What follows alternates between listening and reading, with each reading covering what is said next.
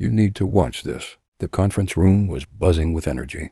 Executives shuffled papers, managers whispered about quarterly numbers, and assistants hurried in with coffee. In the corner sat a young man, barely in his late 20s, wearing a modest suit that seemed a size too big. He clutched a notebook and pen, quietly observing. No one really paid him attention, except to smirk. "Must be the new intern," one manager whispered with a grin. "Looks like he just walked out of college." When the young man tried to pull out a chair at the table, an older executive laughed. "Sorry, kid, that seat's for directors. Interns sit at the back." The young man smiled faintly and nodded, sliding his chair against the wall without protest. He scribbled notes while the meeting began, listening carefully as the executives argued over strategies and profits. Some threw glances his way, chuckling under their breath. One even leaned over to whisper, loud enough for half the room to hear, "Poor guy probably got lost on his way to orientation." But the young man remained calm. Halfway through, the tension in the room rose.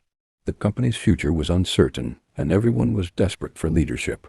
Just then, the chairman walked in, the oldest and most respected man in the company. The room immediately fell silent. "Good morning, everyone," the chairman said.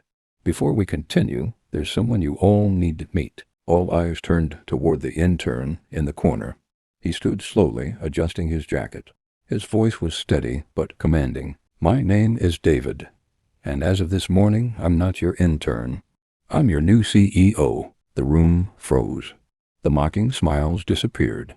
Papers were dropped. Coffee cups shook in nervous hands. The same managers who had laughed at him now scrambled to sit straighter.